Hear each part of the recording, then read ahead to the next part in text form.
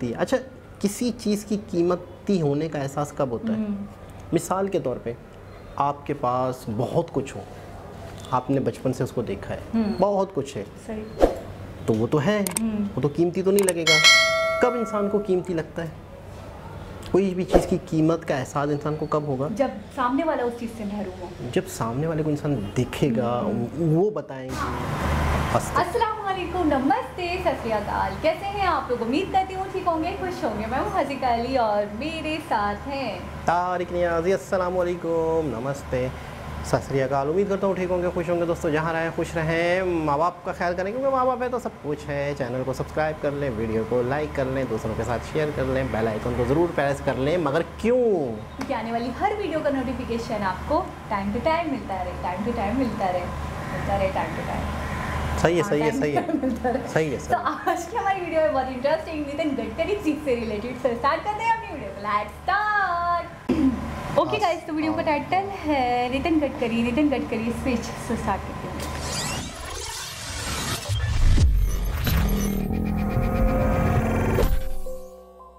हैं। जब मैं प्रधानमंत्री जी के यहाँ चाय पीने के लिए गया कि मैं अपना धर्म श्रेष्ठ है या जिस भगवान पर मेरा विश्वास है वो भगवान श्रेष्ठ है, ये कहने के लिए आपके पास नहीं आया हूँ। कि जिस धर्म पर आपका विश्वास है, जिस भगवान पर आपको विश्वास है, उसी से ही अंततो गत्वा हम सब एक ही जगह पहुँचने वाले हैं। आकाशात पतितम तोयम यथा गच्छति सागरम सर्वदेव नमस्कारः केशवम प्रति गच्छति। हमारी भारतीय संस्कृति की ये विशेषता है कि स्वामी विवेकानंद जी जब अमेरिका में शिकागो की धर्म परिषद में उनका भाषण हुआ था, तब उन्होंने बहुत अच्छी बात कही थी। उन्होंने ये कहा था कि मैं अपना धर्म श्रेष्ठ है या जिस भगवान पर मेरा विश्वास है वो भगवान श्रेष्ठ है, ये कहने के लिए आपके पास नहीं आया हूँ। मैं आपको ये कहने के लिए आया हूँ कि जिस धर्म पर आपका विश्वास है, जिस भगवान पर आपको विश्वास है, उसी से ही अंततो गत्वा हम सब एक ही जगह पहुंचने वाले हैं। मैं अक्सर याद करता हूं कि संस्कृत का एक जो सुभाषित है वो हमारे लिए बहुत अच्छा है। उस संस्कृत सुभाषित में कहा गया था, आकाशात पतितम तोयम यथा गच्छति सागरम सर्वदेव नमस्कारः केशवम प्रति गच्छति। उसमें एक मराठी कवि ने उसका सुंदर अनुवाद किया है और अनुवाद ये था कि पड़े खाल तीजे नभातू न पाणी जसे सागरा तेच मिळून जाई नमस्कार कोण्याही देवास केला परी शेवटी तो पोहोचतो केशवाला। ये जो आध्यात्मिक और दार्शनिक सिद्धांत है जिसका संबंध हमारी भारतीय संस्कृति और इतिहास और विरासत के साथ है, उसकी आज पूरी दुनिया में एक प्रकार से इतनी बड़ी डिमांड है कि हम समझ नहीं पाते। हमारे देश में हम इनको नहीं समझ पाते। मुझे ब्रिटिश पार्लियामेंट में भाषण करने का मौका मिला था और ये मेरे जीवन का एक बहुत अच्छा अनुभव था कि उसके बाद में जब मैं प्रधानमंत्री जी के यहाँ चाय पीने के लिए गया ब्रिटिश, और फिर फॉरेन मिनिस्टर के साथ बैठा था, तो उन्होंने मुझे एक प्रश्न पूछा और प्रश्न यही पूछा था कि आपके देश की सबसे बड़ी समस्या कौन सी है। तो मैंने सहज रूप से कहा कि गरीबी, भुखमरी और बेरोजगारी हमारी सबसे बड़ी समस्या है। मेरी जवाब के बाद मैंने उनको उल्टा सवाल पूछा कि आपकी सबसे बड़ी समस्या कौन सी है। तो उन्होंने कहा, हमारी सबसे बड़ी समस्या ये है कि हमारी यंग बेटे और बेटियां, हमारी प्रॉब्लम यह है कि वो शादी नहीं करती, लिविंग रिलेशनशिप में रहती है, और जिसके कारण हमारी परिवार व्यवस्था पूरी तरह उद्ध्वस्त होने के कगार पर खड़ी है।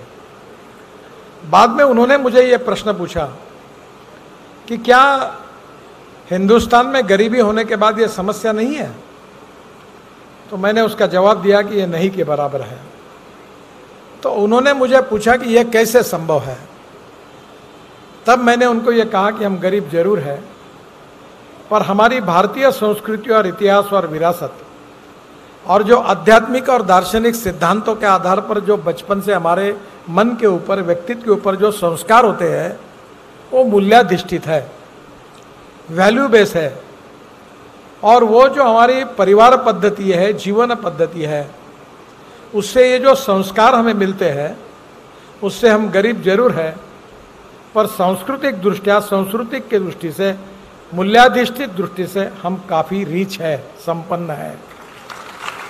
और ये जो संपन्नता आई है, ये हमारी स्पिरिचुअल थिंकिंग, दार्शनिक सिद्धांत और हमारा आध्यात्मिक जीवन दर्शन से आई है। भगवत गीता से, रामायण से, और विशेष रूप से हमारे अनेक राज्यों में साधु संतों ने अपने अपने रूप में इन विचारों को सामान्य लोगों तक पहुंचाया है। केवल विचार नहीं पहुंचा है, तो विचारों को सुनने के बाद उसका जो संस्कार व्यक्तित्व पर परिणाम करता है, उससे व्यक्ति का जीवन बदलता है। और बदले हुए समृद्ध जीवन से ही हमारी सामाजिक व्यवस्था बहुत प्रगल्भ और संपन्न हुई है। और इसलिए स्वाभाविक रूप से एक फिलोसोफर ने कहा था कि पर्स एंड पर्सन, इसमें पर्सन यानी व्यक्ति श्रेष्ठ है, पर्सन एंड पार्टी यानी व्यक्ति और संगठन, इसमें संगठन यानी पार्टी श्रेष्ठ है, एंड पार्टी एंड फिलोसॉफी यानी संगठन और विचारधारा, इसमें विचारधारा महत्वपूर्ण है।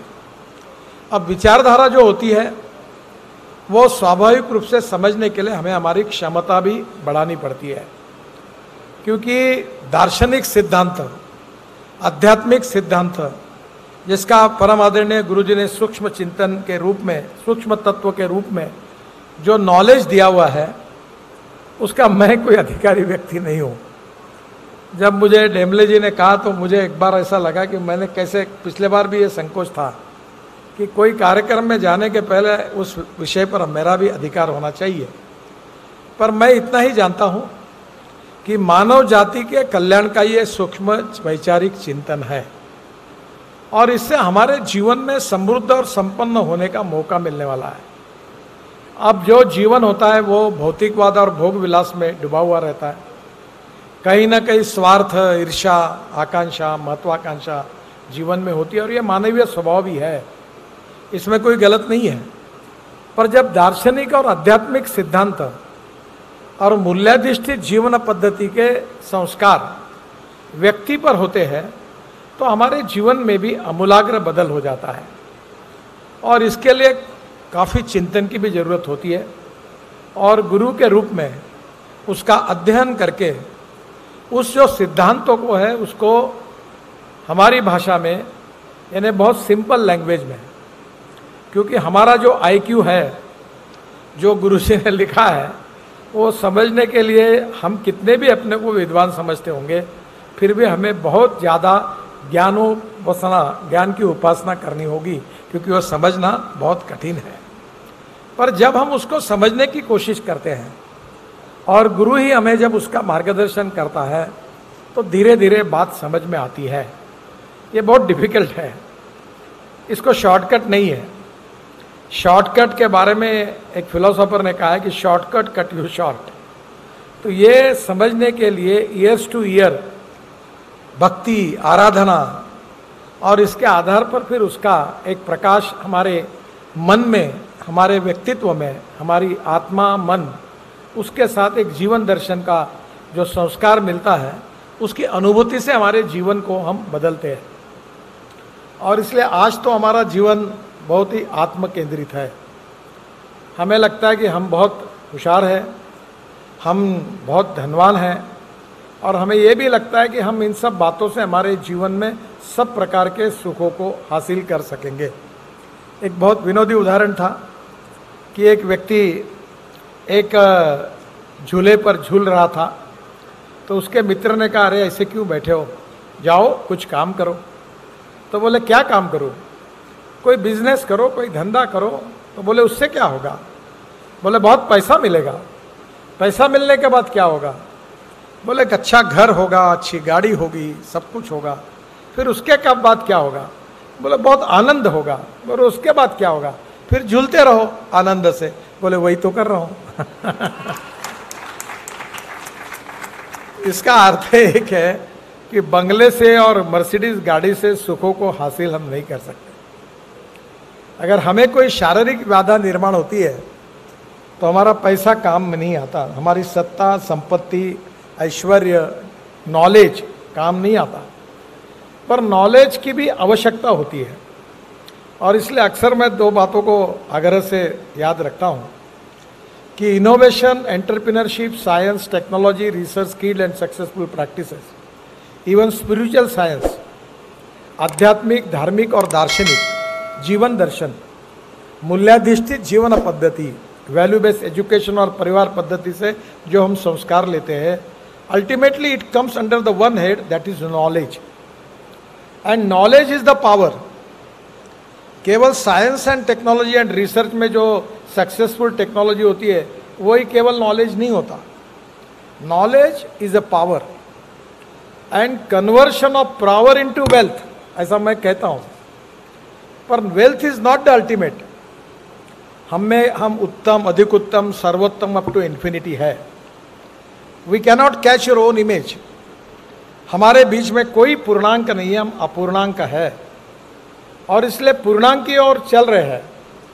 तो ये जो नॉलेज है, जो स्पिरिचुअल साइंस है, आध्यात्मिक साइंस है, दार्शनिक सिद्धांत है, जो मूल्याधिष्ठित हमारे इतिहास, संस्कृति और विरासत से मिला हुआ ज्ञान है, वो हमारे प्रापंचिक और व्यावहारिक सार्वजनिक जीवन को समृद्ध करता है। मैं अपनी बहन के पास बड़े जाता था। मेरे जिया जी न्यूक्लियर साइंटिस्ट थे बाबा एटॉमिक रिसर्च सेंटर में। तो मेरी बहन उस समय कहती थी कि सब लड़कों को कि वो अमेरिका में जाए और पढ़े और बड़ी नौकरी करे, और वो होशियार थे सब।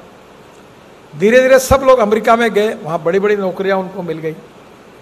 फिर जब बहन के पास जाता था तो वो बोलती थी मैं अकेलापन महसूस कर रही हूँ, अब मेरे पास साथ कोई नहीं है। तो मैंने उनको कहा कि मैं तुमको बोल रहा था कि ये सबके पीछे मत लगो कि अमेरिका में जाओ, अमेरिका में जाओ। तुम तब इतना जैसे कि हर अमेरिका में जाना ही चाहिए, वहीं नौकरी करनी चाहिए, आईटी इंजीनियर बनो, ये बनो, सब अमेरिका में गए, अब तुम अकेली पड़ी हो। तो अभी घर की व्याख्या, मुझे एक मराठी कवि की कविता मैंने सुनी। अब शायद आप गुरुजी मराठी नहीं समझ पाते होंगे, पर मैं बाद में आप ट्रांसलेट करके जरूर बताना। उन्होंने एक सुंदर कविता की है, उसमें श्रीधर फडके ने गीत भी गाया। घर असावे घरा सारखे, नकोच नुसत्या भिंती। जी जनाब, आज हमने नितिन गडकरी जी का एक नया रूप देखा। अपनी जो रवायत है, जो अपना एक इनका स्टाइल है, जो जिस पॉइंट ऑफ व्यू से, जिस वजह से हम इन्हें ज़्यादा जानते हैं, वो आज नहीं दिखा। आज इनकी एक नई नॉलेज या नई इनकी सोच या इनकी विचार या इनकी जहानत या इनका एक मतलब है कि इनकी इस मामले में भी इनकी एक सोच है, आज हमें ये पता चला। तो इससे आज ये पता चला कि बाकायदा अपने कल्चर से, अपनी रवायात से, अपने मज़हब से, अपने धर्म से इन्हें बहुत लगाव, ना सिर्फ लगाओ, ना सिर्फ लगाओ बल्कि फ़ख्र भी है। और ना सिर्फ फ़ख्र है बल्कि इन्हें एहसास भी है कि ये कितना कीमती है। अच्छा, किसी चीज़ की कीमती होने का एहसास कब होता है? मिसाल के तौर पे आपके पास बहुत कुछ हो, आपने बचपन से उसको देखा है, बहुत कुछ है, तो वो तो है, वो तो कीमती तो नहीं लगेगा। कब इंसान को कीमती लगता है? कोई भी चीज़ की कीमत का एहसास इंसान को कब होगा? जब सामने वाला उस चीज़ से महरूम हो। जब सामने वाले को इंसान दिखेगा, वो बताएंगे या उनके पास वो चीज़ नहीं है, तो फिर मेरे ख्याल में इंसान को पता चलता है। एक मसला हो, एक प्रॉब्लम हो, जैसे इन्होंने कहा कि हमारे यहाँ, जब उन्होंने हमसे पूछा तो मैंने कहा कि हमारे यहाँ गुर्बत, महंगाई, ये एक समझिए बहुत बड़े मसला है, बहुत बड़े मसाइल हैं। तो उन्होंने हमसे पूछा कि आपके यहाँ भी है? तो उन्होंने कहा हमारे यहाँ सबसे बड़ा मसला ये है कि परिवार होना और एक फैमिली का होना, और इस तरीके से नहीं है। इस चीज़ को समझिए, ये तबाह बर्बाद हो गई है हमारे माशरे से, और लोग ज़्यादातर लिविंग में रहना पसंद करते हैं। हमारे जो बच्चे हैं, हमारी जो आजकल की नस्लें हैं, आजकल की जनरेशन है, तो ये बड़ी समस्या है, ये बड़ा मसला है। तो फिर उन्होंने फ़ख्र से कहा कि हम वैसे बहुत गरीब हैं, हमारे पास वाकई गरीब हैं, भूखमराई ज़्यादा है, इतना लिविंग स्टैंडर्ड हमारा इतना हाई नहीं है, या हमारे पास बहुत सारी सुविधाएं नहीं हैं, बहुत सहूलियात नहीं हैं, हम इन चीज़ों से तो महरूम हैं। लेकिन हमारी संस्कृति बड़ी रिच है, हमारी एक स्पिरिचुअलिटी, हमारा एक मज़हब, हमारा एक जो नॉलेज है, जो हमारा मज़हब हमें फराहम करता है, वो बड़ी एक तरीके से हम उस मामले में बड़े अमीर हैं, वो बड़ी रिच है, वो बड़ी कीमती। हमें बचपन से ही माँ बाप के बारे में जो तरबियत मिली है, हमें बचपन से ही बड़ों के बारे में जो तरबियत मिली है, हमें बचपन से ही इखलाक की तरबियत मिली है, आसपास के लोगों का एहतराम करने की तरबियत मिली है। अच्छा, फिर अपने ही बच्चों के एक मुस्तकबिल अच्छा बनाना वालिदैन की ज़िम्मेदारी में शामिल कर दिया गया है।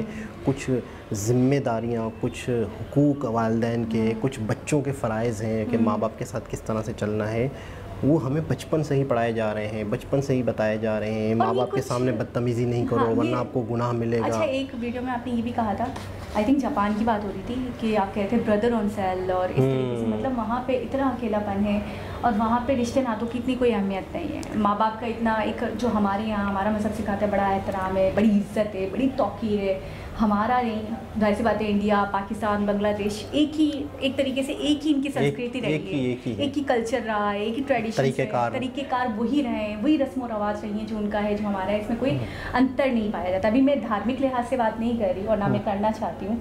अभी मैं ये कह रही हूँ, जो रीत रवाज रहा है, जो रस्म और रवाज रहा है, जिन चीज़ों को हम फॉलो करते हैं उनको वो भी फॉलो करते हैं, और उन्हीं से एक तरीके से साथ रहे, तो उन्हीं से सीखा है, बल्कि मैं तो ये कहूँगी। तो इसमें अंतर नहीं पाया जाता। अच्छा, अब उनके यहाँ ये चीज़ें बड़ी बेशकीमती हैं। अच्छा, लिव इन में रहने का जो है उनके यहाँ बिल्कुल आम है। आप यकीन करें, पाकिस्तान की अगर आप बात करें या इंडिया की आप बात करें, बहुत गलत समझा जाता है, मायूस समझा जाता है, लेकिन उनके यहाँ समझे कॉमन है। अच्छा, और उनको इस चीज़ की एक तरीके से फ़िक्र है भी नहीं, उनको इस चीज़ का एहसास है भी नहीं। उनको मतलब जो उस चीज़ों को समझते हैं, उन्हें इस बात का, उस बात की फ़िक्र तो है, लेकिन वहाँ बहुत कॉमन हो गया है।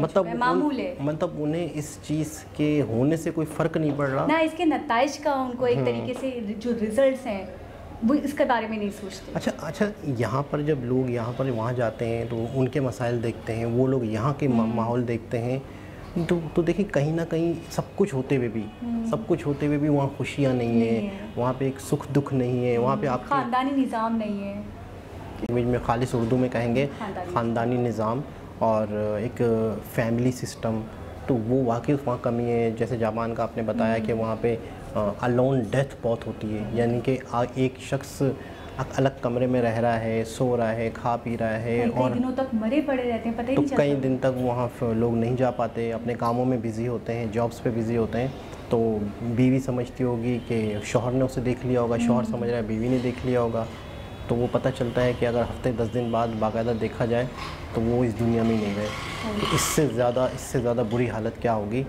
तो हमारे यहाँ मसाइल अपनी जगह हैं, लेकिन कम से कम अच्छा, एक बहुत बड़ा मंच है, एक बहुत बड़े मंच पे नितिन गडकरी जैसी एक बहुत बड़ी शख्सियत 10-11 मिनट इस टॉपिक पे बात करते हैं, तो आप इसकी अहमियत का यहीं से अंदाज़ा लगा लें।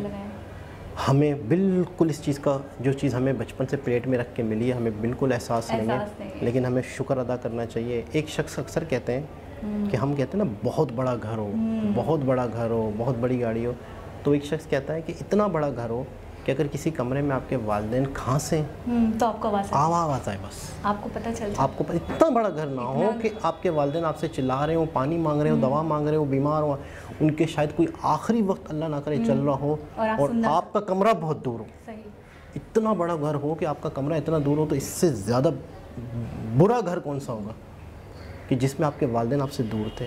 और दूसरी चीज़ ये कि सोशल मीडिया ने भी बड़ी दूरियां की हैं, और इस चीज़ को जितना हाईलाइट करना चाहिए, और ताकि लोगों को, आने वाली नस्ल को इस चीज़ का एहसास हो, क्योंकि लोग ज़्यादातर इन चीज़ों से कतराते हैं, लोग आप अलग रहना, ये वो चीज़ें। अच्छा, एक चीज़ और, वो जो बंदा झूला झूल रहा था तो उससे कहा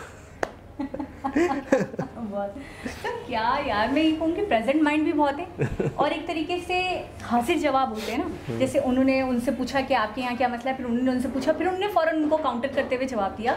तो शायद कोई और होता तो खामोश हो जाता, नहीं बोलता, लेकिन मैंने इनके मिनिस्टर्स में एक बात तो देखी, बड़ा कॉन्फिडेंस है, और जब जो बात कहनी है, जो एक उसका एक बोलते हैं ना, हर बात का एक परफेक्ट टाइम होता है, तो जब जो बात कहनी है वो उसको, उसकी अदायगी उसी वक्त कर देते हैं, ना उसके बाद करते हैं, ना उससे पहले करते हैं। और ये चीज़ और ये चीज़ एक इंसान की, एक मैच्योर इंसान की सबसे बड़ी निशानी होती है। अच्छा, साथ साथ इतनी सारी बातें करने के बाद भी ये भी एहसास दिला दिया कि इसका ये मतलब नहीं है कि आप ज़िंदगी में कुछ भी हासिल ना करें, नॉलेज हासिल ना करें, ये हासिल ना करें, ये सब ज़िंदगी का हिस्सा है। बहुत सारी ऐसी नॉलेज भी है टेक्नोलॉजी के साथ साथ जो आपकी ज़िंदगी को खूबसूरत बनाती है, आपको शऊर देती है, आपको बहैसियत एक इंसान बनाती है, अच्छे से अच्छा, बेहतर से बेहतर। तो आज एक बहुत ही खूबसूरत लुक देखा हमने नितिन गडकरी जी का, और मैंने 20% तो उस शख्स को देखा जो इनके पीछे खड़े हुए थे, जो इनके पीछे खड़े हुए थे शख्स, उनकी आंखें ये देखें, गार्ड थे वो तो। अच्छा, गर्दन यूं नहीं कर रहे हैं कि यहाँ से मिस ना हो जाए कोई। अच्छा ये देखें, यहाँ तक आंख जा रही है तो वहाँ तक भी जा रही है। नहीं, आपकी देखिए हिल रही है। नहीं हल्की हल्की तो होगी, आपने इतनी प्रैक्टिस नहीं की है। उनकी हल्की हिल रही थी। तो यूँ देख रहे हैं चौकन्ना पूरा, और वायरलेस पे 100। अच्छा, नितिन जी भी आज बड़े खुश लग रहे थे, मामूल से हटकर लगे, बिहेवियर भी और खुशी भी ज़्यादा थी आज, खुश थे। और ये था नागपुर, बोर्ड पे लिखा हुआ था। अच्छा, रिलीज बुक भी लिखा हुआ था, किसी बुक की, इसी तरह की कोई बुक होगी जिसकी रिलीज उसकी स्पीच होगी, उसके लिए फिर मेहमान खुसूसी के तौर पे बुलाया गया होगा। तो फिर इसी वजह से इन्होंने टेक्नोलॉजी से हटके बातें की, अपने आप बीती बता दी। बिल्कुल ऐसा ही। तो एक बहुत ही ज़बरदस्त वीडियो दोबारा किसी और हिसाब से मुलाकात होगी, जब तक के लिए अल्लाह हाफ़िज़।